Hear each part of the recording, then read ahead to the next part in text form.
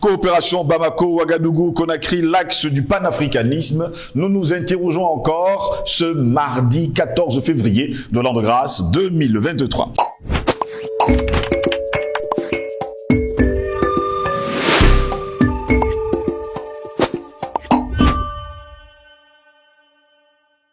Madame, monsieur, bonjour, très heureux de vous retrouver sur Panafricaniste TV, la chaîne de télévision des panafricanistes et votre chaîne de télévision qui pour l'heure est sur les plateformes numériques, YouTube, Facebook, Instagram, TikTok, mais bientôt on l'espère, on sera dans les ménages avec la grâce du vrai Dieu. Bienvenue à toutes et à tous à cette autre édition de Parole panafricaniste. Le Premier ministre Maître Apollinaire Joachimson Kielem de Tambela a convié dans la soirée du jeudi 9 février dernier les ministres en charge des Affaires étrangères du Mali, Abdoulaye Diop, et de la Guinée, le docteur Maurice Anda Kouyaté, à une réception. À cette occasion, il a levé le verre à la future fédération Burkina-Mali-Guinée. Panafricaniste convaincu, le Premier ministre burkinabé, Maître Apollinaire Joachimson Kielem de Tambela, est sans équivoque, on va le dire, le Burkina Faso, le Mali et la Guinée. Il nous dit qu'ils doivent impérativement aller vers le fédéralisme. En effet, il a profité de la réception qu'il a offerte au ministre en charge des Affaires étrangères du Mali, Abdoulaye Diop, et de la Guinée, le docteur Maurice Anda Kouyaté, pour réitérer son rêve de voir ces trois pays faire destin commun. Selon lui, cela va en droite ligne des aspirations des populations des trois pays.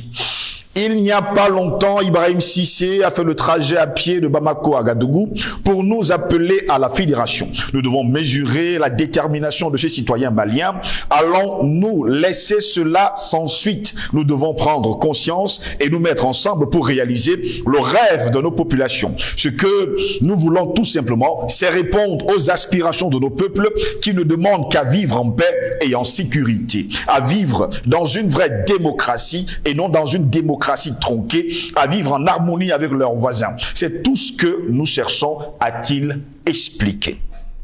De son avis, la rencontre tripartite des ministres en charge des Affaires étrangères du Burkina Faso, du Mali et de la Guinée-Conakry, qui s'est tenue à Ouagadougou, est historique et doit rester dans les mémoires. Pour lui, ce n'est pas un hasard, car la Guinée a connu la révolution avec Sékou Touré, le Mali avec Modibo Keïta, le Burkina Faso avec Thomas Sankara. Ce sont trois pays en transition. Cette transition n'est pas un hasard, c'est le résultat de la lutte de chaque peuple qui a refusé une certaine dictature.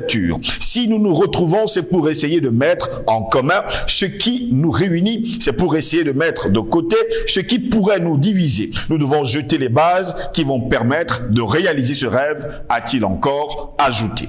C'est pourquoi il a demandé aux trois ministres des Affaires étrangères du Burkina Faso, du Mali et de la Guinée de se mettre au travail avec leurs experts pour voir comment réaliser ce désir des populations. Ce n'est pas impossible car tout ce qui sort de l'imagination de l'homme est réalisable par l'homme. Nous sommes vraiment attachés à la réalisation du chemin de fer Ouagadougou, Bamako, Conakry qui va permettre de mener une politique d'intégration. Ce que nous rejetons, ce sont des dirigeants qu'on nous impose à travers des élections truquées, à travers des coups d'État constitutionnels que les tenants de la démocratie même avalisent, a déclaré le Premier ministre Maître Kielem de Tambela. De ce fait, il les a exhortés à être les précurseurs de cet idéal tant voulu par les populations des trois pays. Nous pouvons aussi nous mettre ensemble et d'autres viendront nous rejoindre. Rien ne se fait sans début. Il faut qu'il y ait des précurseurs qui indiquent le chemin. Nous voulons être ces précurseurs. Le chemin ne sera pas facile, mais nous sommes engagés pour la victoire ou la mort. Nous tenons le flambeau. Si nous chutons, nous laisserons nos populations désemparées. Nous ne pouvons pas prétendre les diriger sans connaître leurs aspirations et sans prendre le risque pour les réaliser. Il nous faut forcément aller de l'avant vers l'intégration, insiste-t-il encore. À propos d'une éventuelle hostilité de la communauté économique des États de l'Afrique de l'Ouest, la CEDEAO, contre ce projet de fédération, voici la réponse du chef du gouvernement burkinabé. On nous dit que le fait que nous nous entendons tous les trois, c'est contre la CEDEAO. Mais nous sommes membres fondateurs de la CEDEAO. Donc nous ne pouvons pas être contre ce que nous avons contribué à créer. Ce que nous voulons, c'est vivre ensemble. Nous ne sommes pas contre la CEDEAO, ni contre qui que ce soit nous disons tout simplement que si la CEDEAO veut être respectée, elle doit aussi apprendre à respecter les autres. À l'entendre, eh bien, la CEDEAO n'a joué aucun rôle pour aider le Mali et le Burkina Faso qui traversent une crise sécuritaire qu'il a qualifiée de sérieuse.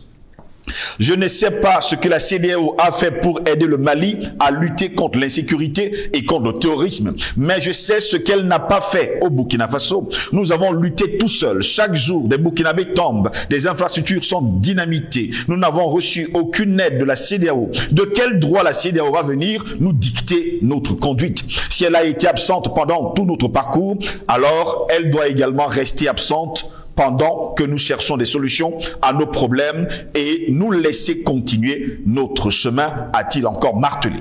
Toujours dans la même lancée, il a laissé entendre que le Burkina Faso, le Mali et la Guinée sont pour la CEDEAO, mais que ces pays peuvent aussi vivre sans cette institution. Il déclare, et je cite, « Il faut qu'on dise les choses clairement. La CEDEAO a été créée en 1975. Nos pays ont vécu avant 1975, ce qui prouve qu'ils peuvent vivre sans la CEDEAO. Nous souhaitons vivre avec la CEDEAO, mais si elle veut nous empêcher de nous réaliser, nous mènerons notre chemin. La CEDEAO est une structure de coopération et non d'intégration. Si elle reste telle qu'elle est actuellement, même dans 1000 ans, elle n'aura pas d'évolution, a-t-il déclaré. Voilà pourquoi, ce matin du 14 février de l'an de grâce 2023, nous nous interrogeons. Coopération Bamako, Ouagadougou, Conakry, l'axe du panafricanisme. Pour répondre à nos questions, nous sommes avec Jonathan Batengene. Il est enseignant à l'université de Douala. Il est sociologue et surtout panafricaniste. Jonathan Batengene, bonjour, bienvenue à vous. Bonjour mon frère Ngos, bonjour aux milliards de téléspectateurs. Nous avons surtout accueilli favorablement et agréablement votre réceptivité au message de victoire qui a été passé lors de la dernière émission. Nous tenons à le réitérer. Cette victoire n'est pas un rêve, c'est une réalité. Il reste simplement qu'elle se matérialise. Beaucoup d'Africains qui ne comprennent pas ne pourront certainement pas le comprendre maintenant. Mais ils le verront. Nous allons voir cette victoire se réaliser. Le continent est en pleine ébullition. Nous voyons des mouvements. Tout ne peut pas se dire ici. Mais les Africains doivent savoir une chose, le continent bouge et en dessous là, c'est-à-dire dans la croûte terrestre de tout le continent. Quand je dis le continent, ne regardons pas seulement ceux qui sont sur les terres continentales en Afrique, c'est de partout. Nous saluons tous ceux qui nous contactent de par le monde, tous les Africains qui nous ont appelés, qui nous ont dit, voilà, nous sommes dans le combat, nous sommes avec vous, nous leur disons merci. Restons dans le même combat. Soyons soudés, unissons nos forces. Nous sommes la vraie force. Les sauveurs de l'humanité, c'est les Africains. Merci à vous, Jonathan Batengene, d'être là ce matin. Eh bien, du côté, on va le dire comme ça, de l'Afrique de l'Ouest, il y a justement cet axe du panafricanisme, coopération et surtout fédération entre 3 pays, Bamako, Ouagadougou, Conakry. Je commence par cette question. Est-ce le nouvel axe du panafricanisme? C'est le nouvel axe. Soyons aussi un peu moins réducteurs à ce niveau. C'est l'un des axes du panafricanisme. Parce qu'il y a aujourd'hui dans les milieux panafricanistes des gens qui pensent que le panafricanisme, c'est simplement ce que nous voyons à la surface. Le Burkina, le Mali, la Guinée-Conakry, c'est ce qui apparaît aujourd'hui à la surface du panafricanisme. C'est les résultats du panafricanisme. Donc, c'est l'axe visible du panafricanisme. S'il fallait décrypter le panafricanisme d'aujourd'hui, il y a un axe invisible. Et vraiment là, le poumon, on connaît où est-ce qu'il se trouve actuellement. Il y a un axe visible. Cet axe visible, c'est le Burkina, le Mali et la Guinée-Conakry. Ces 3 pays sont en train de construire ou de reconstruire quelque chose qui existait déjà en Afrique. Quoique nous étions en train d'échanger bien avant. Et on voit que beaucoup d'éléments, d'institutions que l'Afrique avait créées sont en train de refaire jour. Ici, vous avez une institution qui existait bien avant les indépendances, en 1958. Mais s'il faut rentrer bien avant, dans les grands empires, nous avons toujours évoqué l'empire Songhai, l'empire du Mali, l'empire du Ghana, le royaume de Gao. Tous ces royaumes-là ont un cœur symbolique, c'est le Mali. Et tous ces royaumes, pour ceux qui ne le savent pas, ont quelque chose de particulier. C'est des royaumes qui ont été fédérateurs, au sens de ce qu'on veut aussi entendre par fédération, c'est-à-dire de concept institutionnalisé, mais fédérateurs de plusieurs peuples. Nous aimons toujours prendre les cas, par exemple, la confrérie des Dozo. C'est des chasseurs. Mais ces chasseurs se retrouvent au Sénégal, au Mali, au Burkina, en Guinée-Conakry, en Côte d'Ivoire, au Libéria. Les Dozo, c'est des chasseurs. Mais comment ces gens ont-ils pu se retrouver sur des territoires épars qui sont aujourd'hui émiettés en État? C'est parce qu'il s'agissait d'une seule organisation politique qui régissait la contrée. Et cette confrérie s'est spécialisée dans un domaine précis, dans plusieurs pôles de la même organisation politique. Donc, les Africains doivent savoir que les choses que les Occidentaux croyaient avoir détruites sont en train de reprendre corps, et particulièrement ce qu'on appelle aujourd'hui la Fédération Burkina-Mali, Guinée-Conakry. Il faut savoir qu'en 1958, lorsque les pères fondateurs de la CEDEAO voulaient reconstituer cette fédération, le projet a été détruit et déstructuré par un larbin de la France-Afrique, en l'occurrence le célèbre poète Léopold Sédar Senghor, qui a fait beaucoup de mal à l'Afrique, même si en littérature, il a fait beaucoup honneur à l'Afrique. Il a montré quand même que même dans l'art où l'occidental croyait être le summum, parce que si on lit Emmanuel Kant, l'Africain est incapable de la perception artistique, qui pour lui est la perception la plus avancée, eh bien, le beau et le magnifique qui ressort de l'art, l'Africain l'a perçu dans Senghor avec une poésie qui est tout à l'honneur de la peau noire. Donc, mais Senghor a utilisé son art pour servir le colon, pour mieux s'intégrer chez le colon. Et donc, Senghor, en tant que larbin, a contribué à détruire la fédération du Mali. Cette fédération était une fédération assez grande. Pour ceux qui ne le savent pas, cette fédération comportait des pays comme le Bénin, des pays comme le Sénégal. Donc, il y avait le Bénin, le Sénégal, le Burkina, le Mali, qui étaient une fédération. On appelait ça à l'époque le Soudan français. C'est-à-dire les Français eux-mêmes reconnaissaient que le territoire qu'on a trouvé, ces gens-ci sont d'abord unis. Et ils les appelaient le Soudan français. Donc ces gens étaient d'abord dans une union et c'est un retour aux sources qui est en train de se dessiner. On n'est pas en train de créer quelque chose de nouveau forcément. On a une nouvelle appellation pour quelque chose d'ancien. L'Afrique reprend forme dans ce qu'elle avait de puissant. Et c'est ça qui est quand même beau dans ce qui se fait. Et pour les nouvelles générations, il ne faut pas qu'elles croient que c'est très nouveau.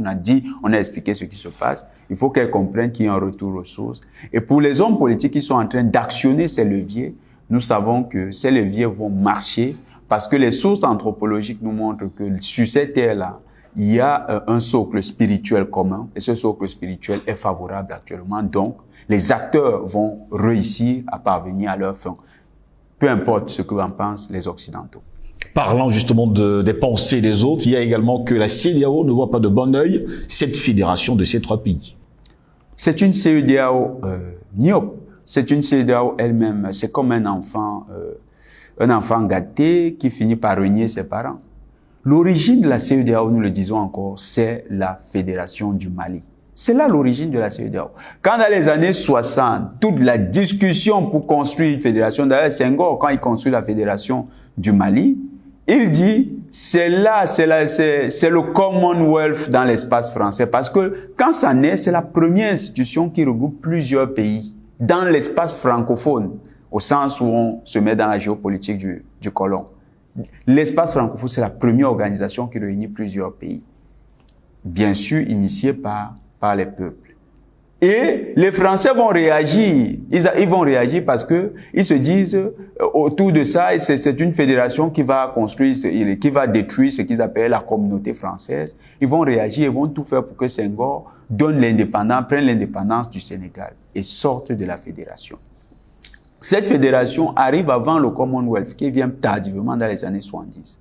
Donc, c'était un projet qui était en avance sur son temps. C'est un projet qui a été réactualisé. Maintenant, pour tous les fils de la CEDEAO, celle qui est actuellement en cours, c'est-à-dire la CEDEAO des élites, il y a une méconnaissance de son histoire. C'est ce qui les amène à avoir cette vision tout à fait négative. Est-ce parce qu'elle est sous la coupole de la France et surtout de l'Union européenne? Oui. Il y a l'ignorance, il y a aussi la manipulation de la jeune française. Le fait que la jeune française tienne des présidents comme le président du Sénégal, Macky Sall, les présidents comme celui de la Côte d'Ivoire, le dictateur despote sanguinaire Alassane Dramane Ouattara, ou bien celui de la Guinée-Bissau, le président en exercice, qui est une véritable marionnette, Embalo Sissoko, ou encore les George Weah qui ont miroité des choses. Je sais pas trop ce qu'on va lui donner. Le Libéria encore en train de végéter. Donc, ces pays-là, Bazoum, l'un des sous-préfets les plus actifs dans la sous-région, c'est ces individus qui aujourd'hui défendent la CEDEAO des élites. Pourquoi? Parce qu'ils veulent garder les privilèges et garder le système de disparité sociale qui les arrange actuellement. C'est ce qu'ils sont en train de faire. Mais il y a une ignorance parce qu'ils ne comprennent pas qu'ils se battent contre le noyau spirituel de la CEDEAO. C'est différent. C'est un tout autre. Le Premier ministre burkinabé, M. Tambela, il a d'ailleurs rappelé que la CEDEAO est née en 1975 et c'est d'ailleurs eux qui fondaient la CEDEAO et que ces membres-là n'oublient pas d'où vient justement la CEDEAO. Ils ont vécu sans la CEDEAO, ils peuvent également vivre sans la CEDEAO. Vous savez, il y a un jour, nous discutions avec un ami et il me parlait, il disait, quand on regarde ce que les Africains font à l'étranger, les Africains vraiment donnent de l'honneur à beaucoup de pays étrangers et vraiment, on est en train de nous voler tout notre or. Je lui dis, oui, c'est vrai, on peut voler de l'or. Mais tu sais, je préfère qu'on me vole de l'or, mais pas qu'on m'enlève ma mine d'or. Parce qu'avec ma mine d'or, je peux tout le temps me faire mon stock d'or. Mais celui qui prend quelques lingots d'or et puis s'en va, il va en jouir le temps que ça prendra. Mais s'il n'a pas bien géré son or, il va revenir dans le besoin. Donc, c'est la même chose avec la CEDEAO. Le socle spirituel de la CEDEAO étant la mine d'or, donc le point originel de tout ce qui se passe. Oui. Si ils croient que l'union des élites qui constitue, c'est vraiment quelque chose de valeureux, eh bien, ils vont continuer de se tromper. Ça va mourir de sa propre mort. Le socle spirituel, actuellement, il est pris par nous. C'est pourquoi ils ne peuvent pas comprendre pourquoi, actuellement, les choses vont aller dans le sens des panafricanistes. Nous contrôlons le socle spirituel de la CEDEAO. Ça, c'est quelque chose de très important que les panafricanistes ont réalisé. Peut-être, sans même le savoir. Peut-être, mon frère Ngos, parce qu'au départ, on n'avait pas ces lectures. Mais au fur et à mesure qu'on va profondément dans les lectures, on comprend. Pour ceux qui connaissent ce que représente la Guinée-Conakry, spirituellement pour la CEDEAO, ils comprennent ce que nous disons. Guinée-Conakry, ce n'est pas un pays comme les autres. Le Mali, bien sûr également. Le Mali est le cœur des empires, des grands empires en Afrique de l'Ouest. Et ces empires avaient une nature qui n'est pas niée. Le rayonnement dans le monde. On se souvient avec le royaume, avec Tombouctou qui était devenu la grande référence intellectuelle du monde musulman au Moyen Âge et jusqu'au XVIe siècle. Et on se souvient aussi que les grands empires comme l'empire du Ghana, l'empire Songhai ou bien le royaume de Gao ont dominé la sous-région, la zone de l'Afrique de l'Ouest en apportant l'unification des peuples pendant plusieurs siècles. Donc, il y a quelque chose qui se trouve au Mali qui va prendre corps. Les autres pays ne peuvent pas nous enlever ça. Ils ne peuvent plus nous enlever ça. Ça, c'est une certitude. Ils ne peuvent plus nous l'enlever. Ce qui a été récupéré par les Africains, c'est le plus important. Donc, ils peuvent s'agiter, ils peuvent faire des déclarations fortes, mais on n'est pas dans un jeu de quilles ou encore même dans un jeu de ping-pong où on va se renvoyer les paroles. On est aujourd'hui dans une géopolitique pragmatique où les Africains posent des actes là où il faut. La CEDEAO ne peut pas vivre Il ne peut même plus avoir une existence longue sans les pays comme le Mali, le Burkina et la Guinée-Conakry. Ce qui est désormais en cours, c'est la mort de la CEDEAO et la renaissance d'une nouvelle organisation. C'est cette organisation qui est en train de prendre corps. Et cette fois-ci, mon frère Ngos, nous croyons que ça s'est passé parce que, excusez, hein, je vais un peu prendre des éléments. En discutant avec quelques personnes, des anciens, nous avons compris beaucoup de choses. Il y en a des anciens qui nous ont dit, est-ce que vous croyez que l'Égypte, les pyramides d'Égypte, était le point de développement de la culture égyptienne? Et il nous disait, en Afrique, si un vieux veut montrer qu'il est capable de faire quelque chose, il va faire cette chose loin de sa maison.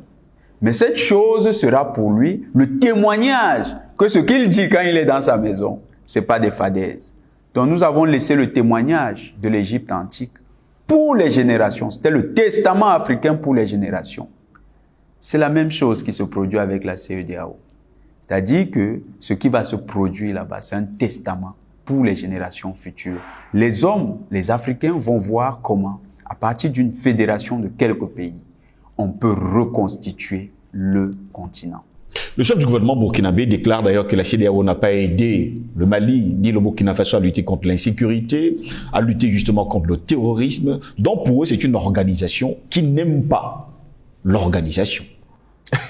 La CEDEAO n'a jamais lutté contre le terrorisme. On sait que la CEDEAO sur le territoire du Mali, c'était quoi? C'était réunir les opposants maliens pour se liguer contre les autorités maliennes.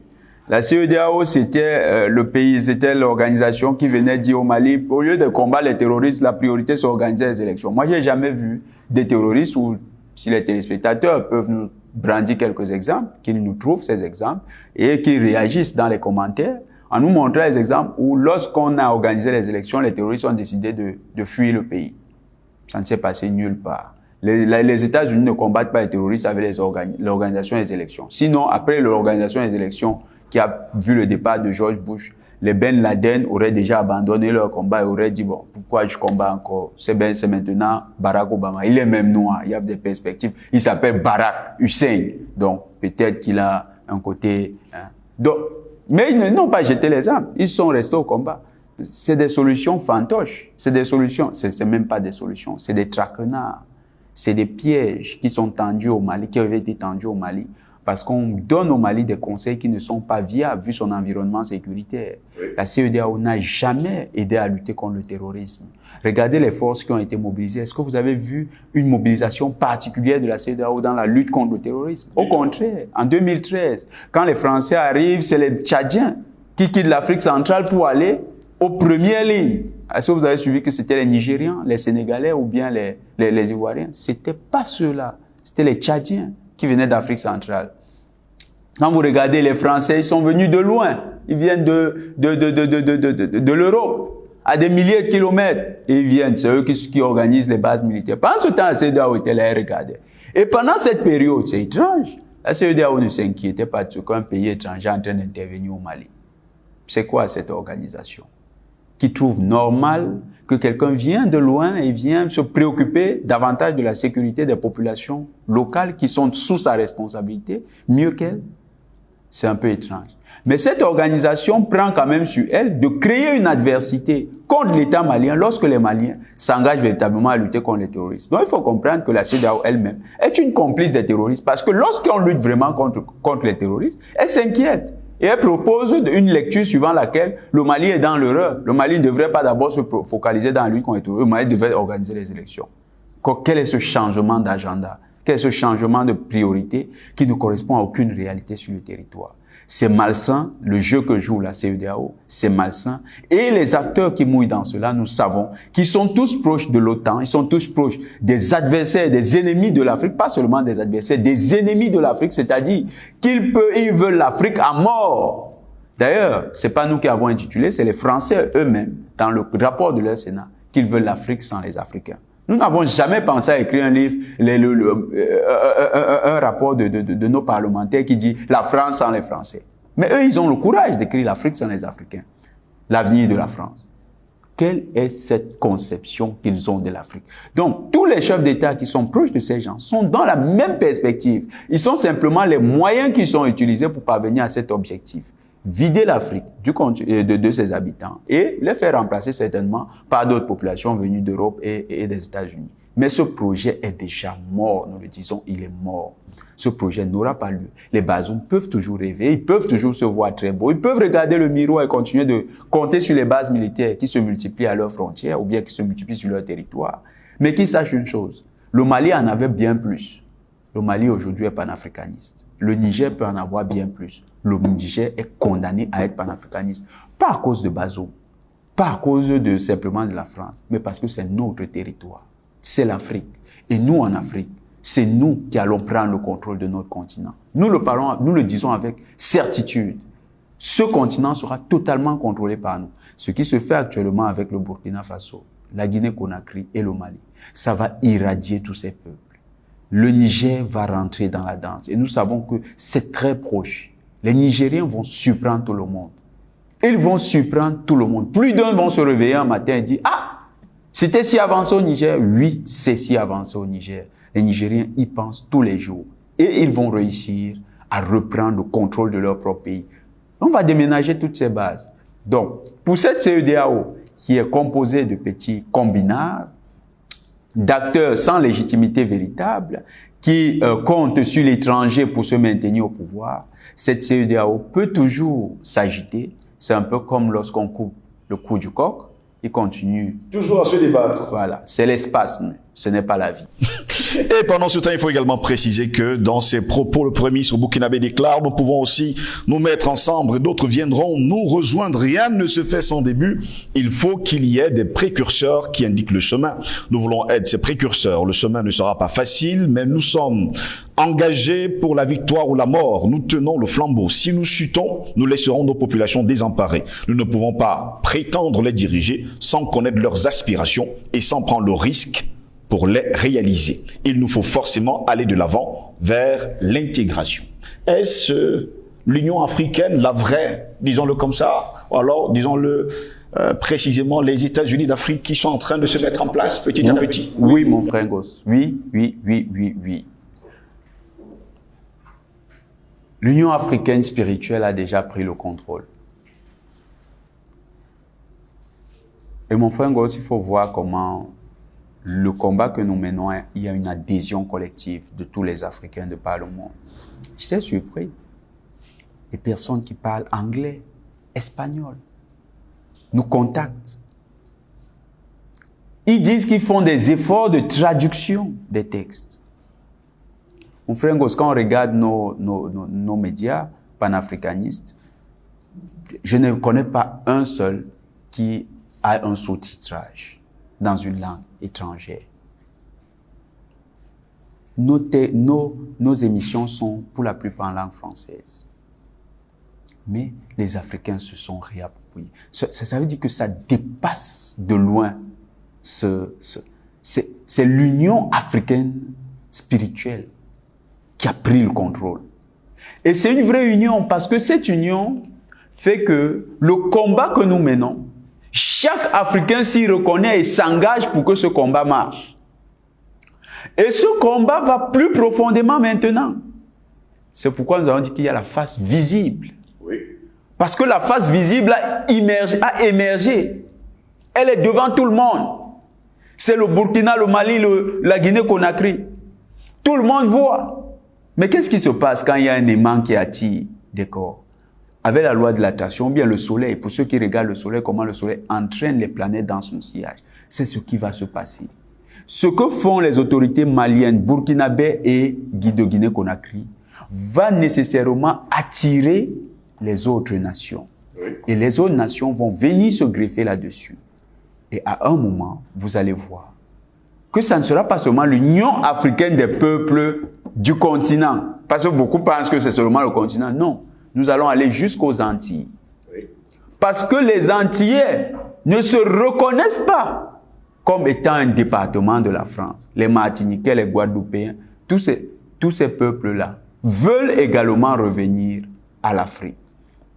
Les Jamaïcains, les Haïtiens Tous ceux-là se reconnaissent dans notre combat. Partout où il y a des Africains sur la terre, ils veulent revenir à ce combat. Donc, nous sommes en train de créer quelque chose qui va dépasser, c'est une union qui va dépasser simplement la sphère du continent. Peut-être que nous allons lui donner un nom qui finalement rendra compte pour le mieux de la réalité que nous sommes en train de construire. C'est un grand projet. Et quand vous suivez comment M. de Tambela parle, quand il s'exprime, mon frère Ngos, la détermination qui transparaît dans ses propos, je ne crois pas que par le passé, nos premiers ministres s'exprimaient comme ça. Il y avait toujours de la diplomatie, une envie d'être, on disait, modéré. Mais là, il dit, nous ne pouvons pas échouer. Il dit, si jamais, il ne trouve même pas d'alternative. Il sent que ce combat, c'est comme si on vous a mis dans un cercle de boxe et vous avez votre adversaire et derrière, il y a tellement de candidats prêts à vous remplacer qu'on vous dit, gars, si tu te fatigues, nous on vient. Et on te dit, si tu ne peux pas, tu laisses, nous on vient. Donc à un moment, vous vous dites, celui-là, il va seulement me tuer. Donc M. de Tambela, il est un peu comme ce combattant-là. Il dit, il ne faut pas que je déçoive ceux qui sont derrière. Ils sont tellement décidés qu'il faut que je fasse bien le job et je sois encore dans le ring. C'est ce qu'il est en train de faire et c'est ce qu'il dit. Donc, en face, on n'a pas la même détermination. En face, on ne peut pas l'avoir. Parce que les autres servent des projets qui ne sont pas les leurs. Ils ne savent même pas où est-ce que ça a été conçu. Ils servent des intérêts mafieux, des intérêts ventriloques, c'est-à-dire que ça ne dépasse pas le ventre. Et quand le ventre et la pitance est menacée, ils sont prêts à renoncer à leur cause. Donc en face, on n'a pas des gens avec les mêmes convictions. De notre côté, il y a de la sincérité, des véritables convictions. Il y a des valeurs qui nous portent. Donc, vous comprenez, même dans ce discours, que notre combat est condamné à réussir. Merci à vous, Jonathan Matengene, d'avoir été des nôtres ce matin. C'est toujours un plaisir, mon frère Ngos. Comme le déclarait haut et fort Aimé Césaire, une civilisation qui s'avère incapable de résoudre les problèmes que suscite son fonctionnement est une civilisation décadente. Et sur le continent africain, eh bien, les choses changent chaque jour et le magma profond est en train de bouillir. Au plaisir de vous retrouver très prochainement. Passez une agréable journée.